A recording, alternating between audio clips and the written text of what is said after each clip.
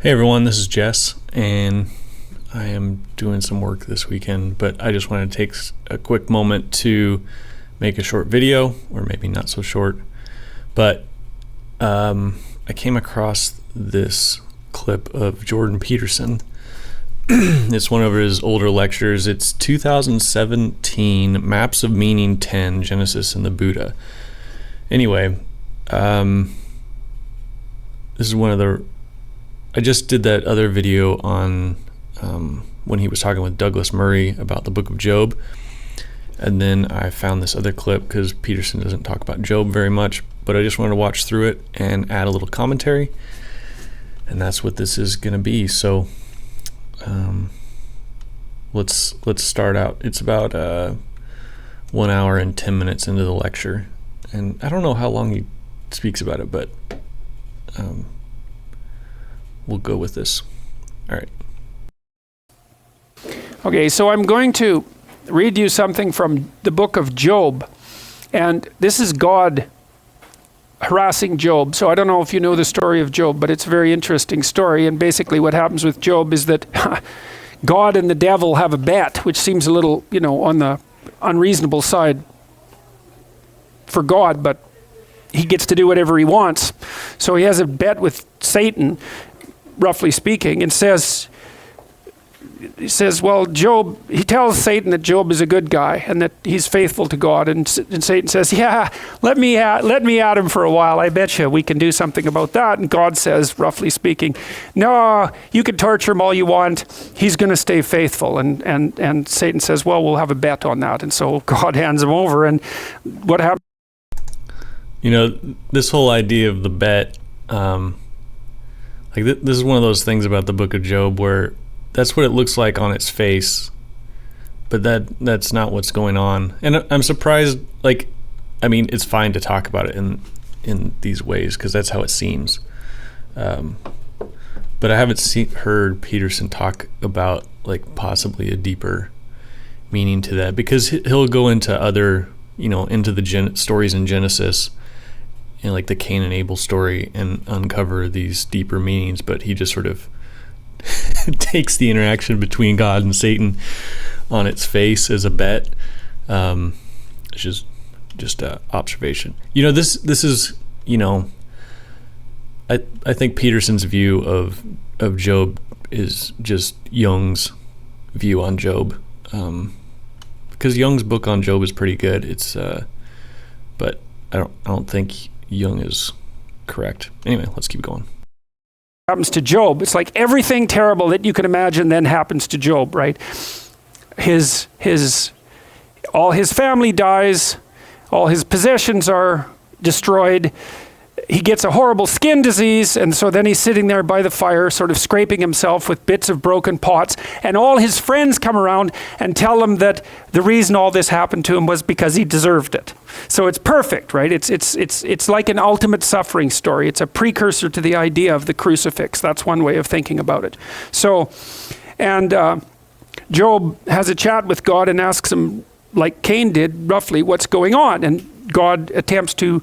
He's irritated that Job would even dare to question him. It's like he's God. He gets to do whatever he wants. It's a very strange book.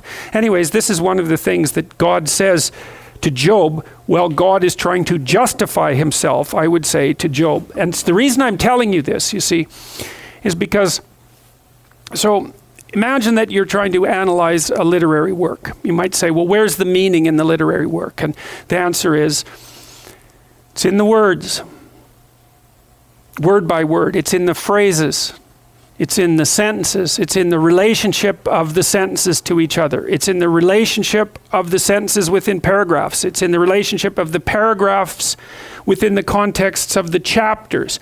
And it's in the relationship between the chapters and the whole book, and then the book in the whole culture. So it's not easy to localize the meaning. It exists at all those levels simultaneously, and they all inform one another.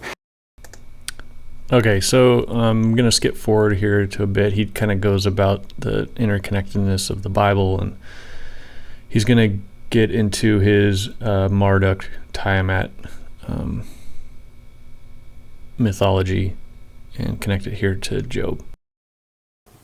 there's an image that lurks in the Old Testament, and the image is the same image, it's roughly the same image as the image of Marduk confronting Tiamat. So for example, at the beginning, God makes, here's how the beginning goes.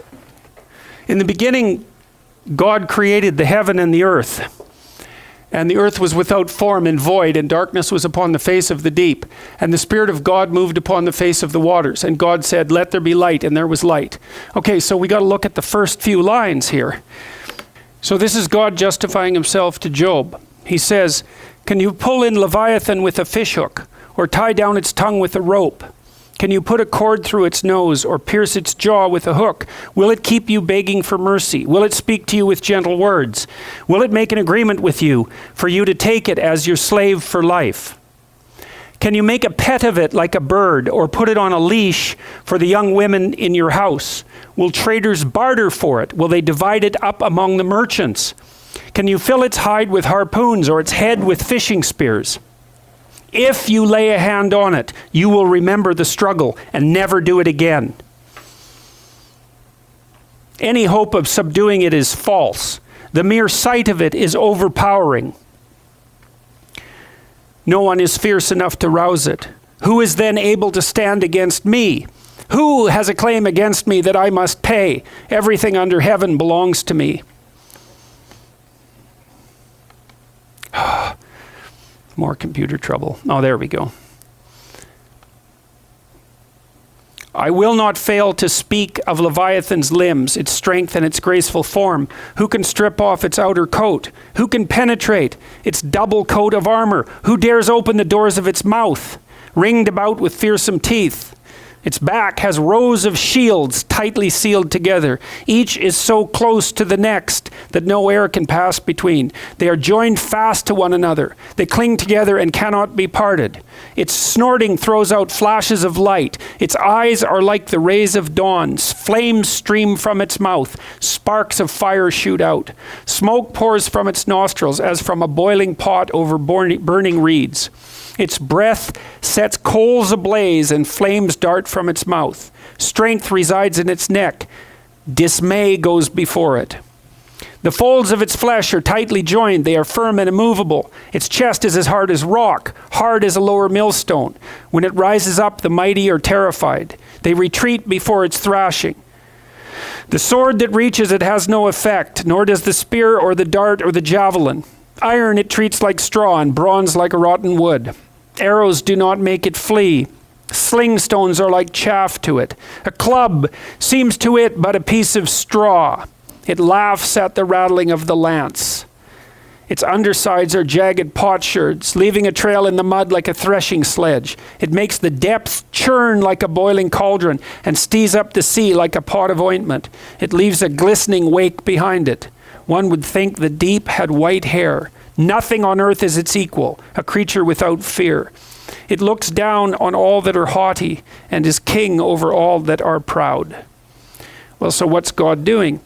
He's describing what he defeated in order to create the world.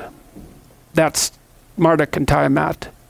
Okay, so that's one reference like that. All right, so now another reference like that. This is from Psalms 74.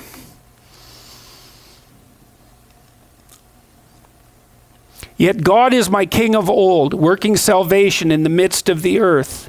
Thou didst break the sea in pieces by thy strength. Thou didst shatter the heads of the sea monsters in the waters. Thou did crush the heads of Leviathan." Right, that's the creature that we just heard described. "Thou gavest him to be food to the folk inhabiting the wilderness." Now you remember, so when Marduk defeats Tiamat, he cuts her into pieces and makes the world out of her pieces. And here what's happening is that the force that encounters the Leviathan is able to break it into pieces and feed everyone with it. Now, the reason I'm telling you that in relationship to this is because, "And the earth was without form and void, and darkness was upon the face of the deep." Let me tell you a little bit about that, those lines.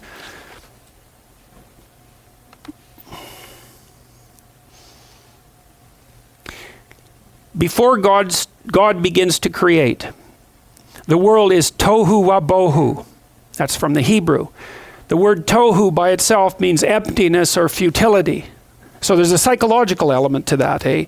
And that emptiness or futility in some sense is what you confront when you're trying to extract your life from the world.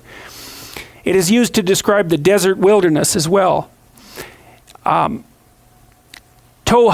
wabohu, chaos, is the condition that bara, ordering, remedies. Okay, so there's the idea in the first verses that this initial chaos is being ordered, and the order is what makes the world. So it's standard cosmology.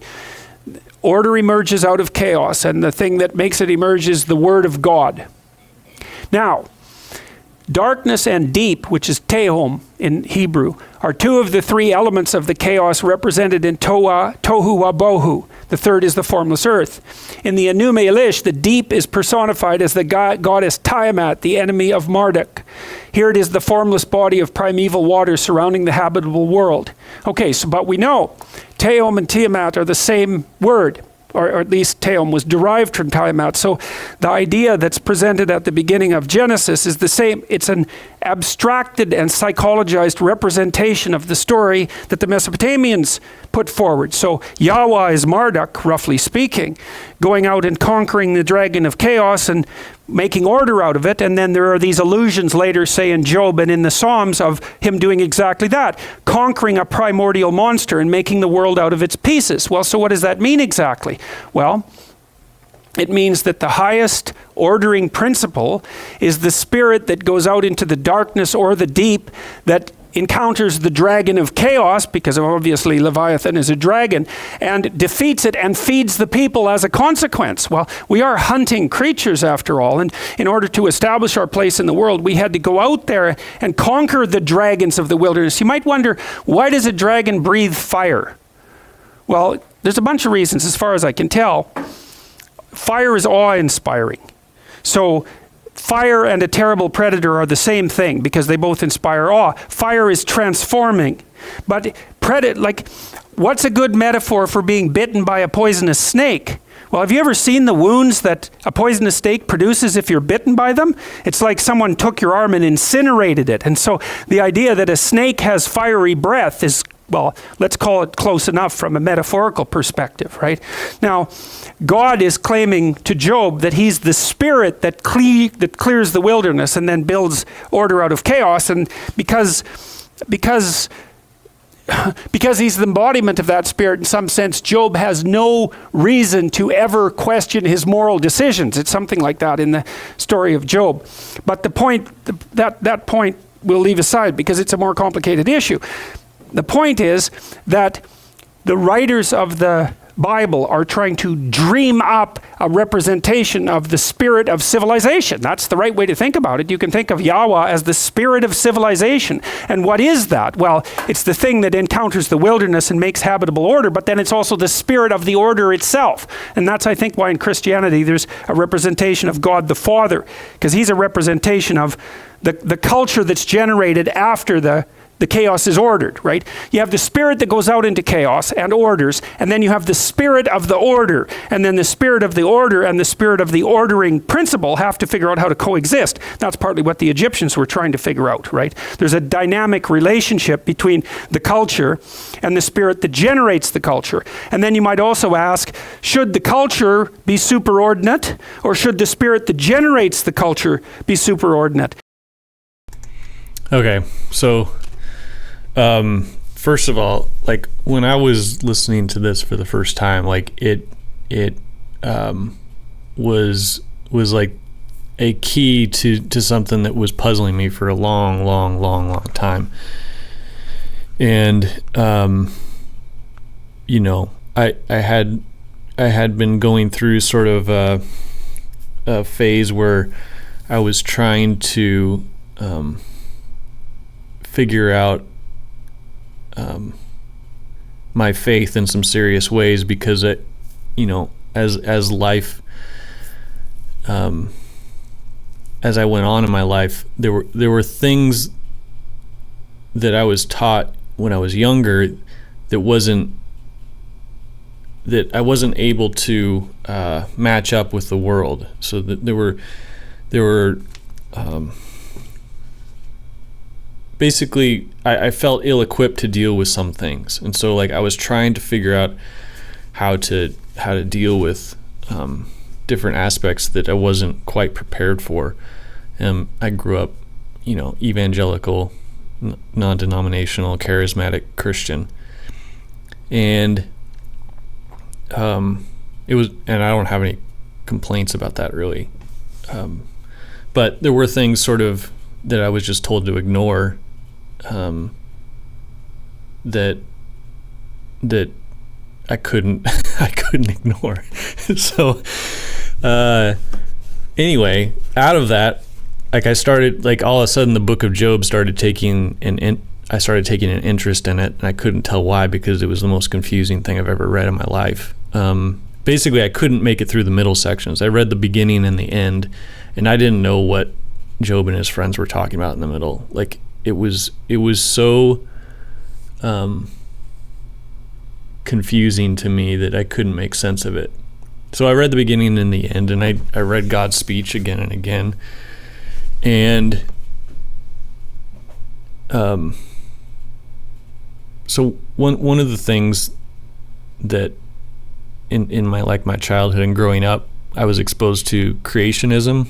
So creationism was kind of like a Protestant, a certain brand of Protestant response to the theory of evolution, basically, to combat this idea that we sort of emerged from animal life. And the creationists take a very literalistic approach to a literalist and materialist approach to interpreting Genesis and the creation story. So another thing they do is they try to do apologetics and explain different things like dinosaur bones and whatever.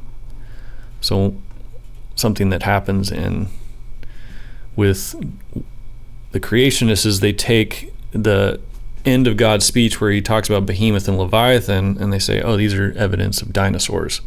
They either do that, so they say Behemoth was a brontosaurus that must have been alive during the time of Job. It wasn't alive 1,000,000 years ago. It was alive not too long ago. And then another thing they do is they also just say Leviathan and Behemoth are just a hippo and a crocodile. And none of this made sense to me, because they're just like their explanations got stranger and stranger. And so when that was like one of the better answers I got growing up, or one of the only clear explained answers I got, and I wasn't happy with it. There was no other answers provided me, and I didn't know what to make of it myself. And I kind of had formed the question in my mind. I was like, why is God talking about Leviathan? And why does it take up a quarter of his speech? And why does God end his speech talking about Leviathan? And how does this help Job? Because it appears that it appeared like it provided something to Job, some sort of answer. It's like a non-answer answer. And like, but what? That doesn't make any sense. So anyway, this is where I'm at in my exploration of Job. And when I hear Peterson talk about the story of Tiamat and Marduk and introduced me to the mythological, the ancient mythology about order and chaos, and how basically a monster like Leviathan would be the personification of chaos, I was like, oh. And that, like, it was like dink, and that was a key that was like, oh, God is talking about creation at the end. Which after I kind of realized that, because I was so hung up on Leviathan, but you just read through the whole speech of God and it's all about creation. Like, it's plainly obvious. And so, but this made Leviathan fit into that better because the book of Job is commenting on that type of creation myth of the confrontation with the chaotic, the personification of chaos. Now, Peterson sort of just overlays the Marduk Tiamat story onto Job, which doesn't actually work. And the reason why it doesn't work is because God in his speech is not talking about defeating Leviathan.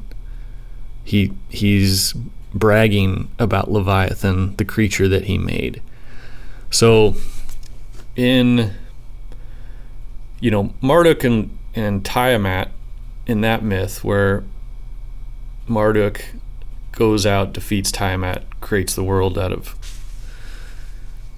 her. This isn't the case for God and Leviathan. God creates Leviathan, and that's a different type of thing than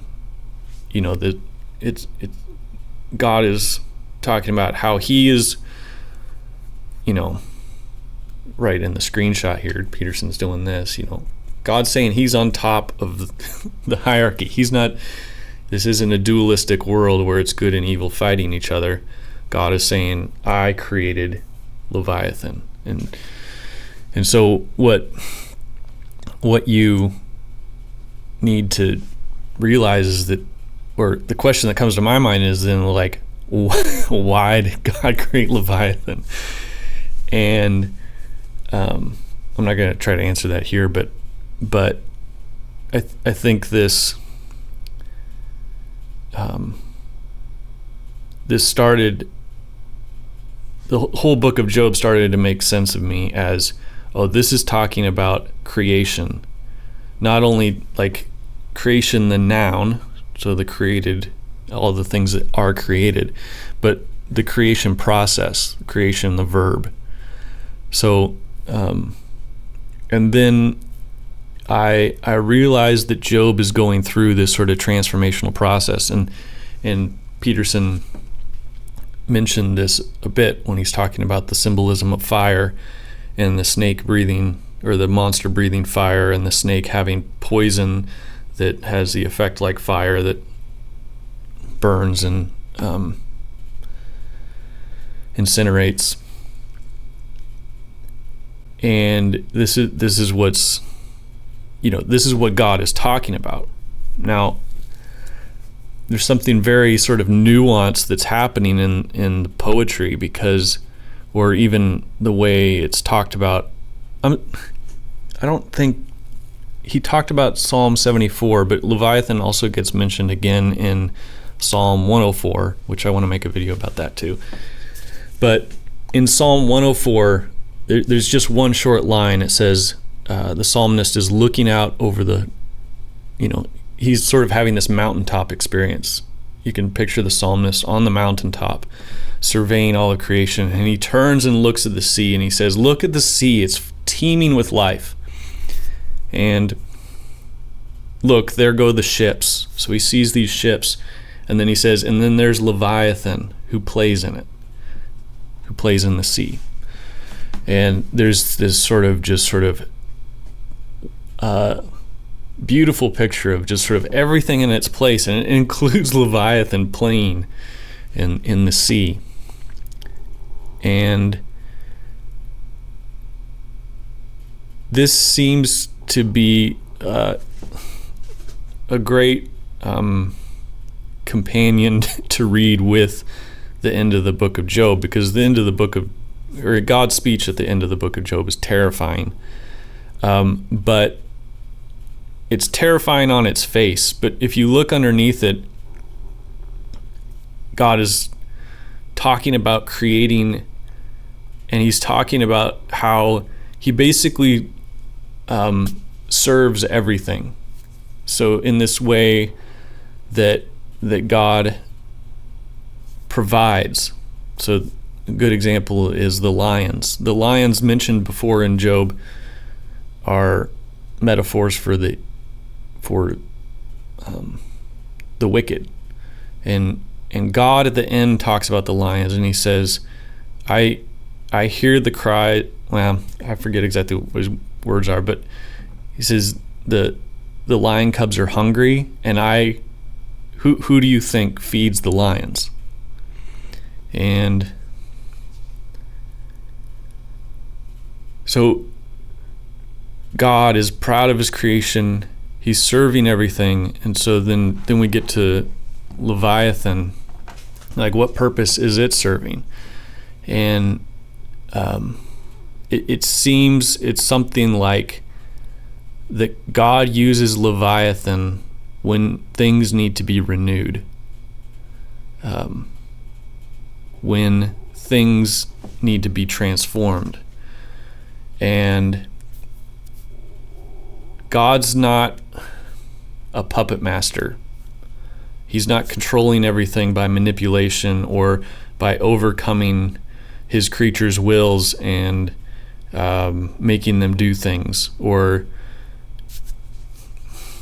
he's always he's always enticing them. And the clearest picture I have of that is at the beginning of the book of Job, is with how God deals with Satan.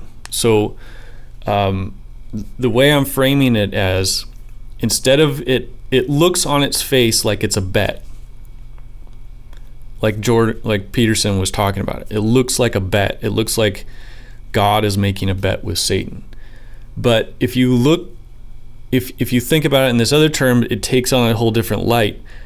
God is enticing Satan. He's tricking him in order to get him to do something so that another purpose can be achieved. And so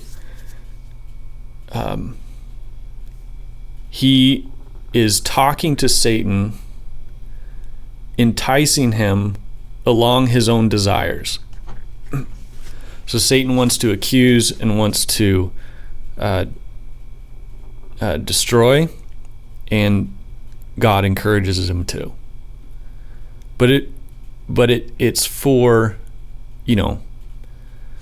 God had placed a hedge around Job before. Satan's not happy about this, and God lowers the hedge and allows Satan to be Satan to Job. And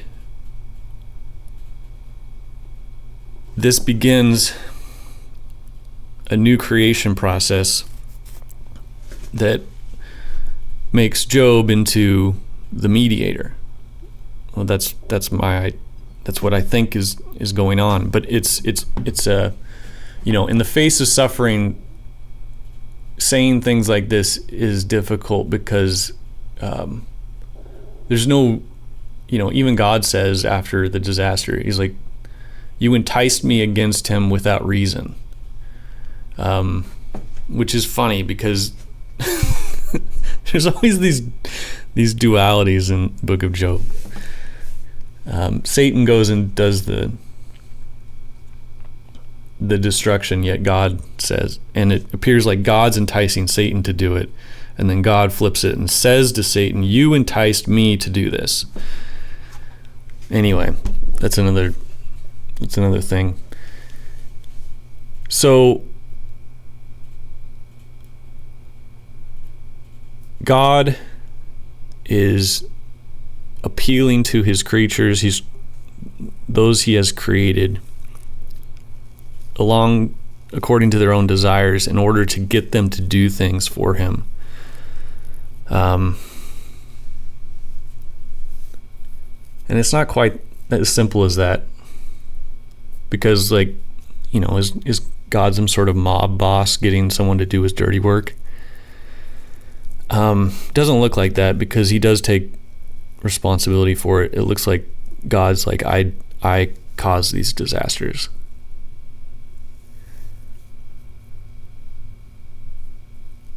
But this is where we just get into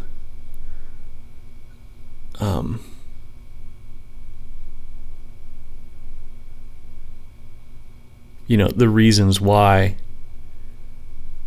God would do something like this. because that's the ultimate question. It's like, why would you do something like this? And the answer you get is like something like, it's not explainable. I can't explain it, but look at the work I've done. And God gives this tour of creation. And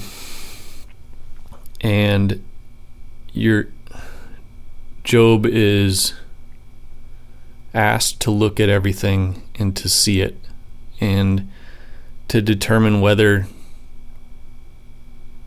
the God who made everything, who brought things into being, can be trusted, and whether what he is doing is good or not. And that's the question, is, can we trust him, and is he good? And especially pairing this with Psalm 104. Psalm 104, the psalmist sees the beauty of everything in its totality working together. And there's something like, it's a poem about shalom, about sort of this overall peace where everything has its place and everything is in its right balance and nothing is missing. You know, Leviathan wasn't killed. He's out in the ocean playing. And that's a different notion than the idea of destroying Leviathan. Which I think Peterson gets to with like a lot of his developmental psychology stuff that he's taught me about is like the power of play for transformation and growth, as going from childhood to adulthood. Leviathan playing is something like that. So anyway, I think I've gone on long enough, but to conclude, like this whole shift for me was huge into viewing the book of Job as a creation story instead of I don't know what it was before. But seeing it as a creation story, a lot of things start to fall into place. And I don't think Peterson has gone deep enough into the book of Job, which, fair enough, he's deeper than most people, and he knows more about more stuff than I do. But just wanted to point some of this stuff out, and I wish he would get more deeply into the book, and because I think if he got into it, he would pull out some valuable gems for all of us. So, all right, guys, thanks, and I'll talk to you later.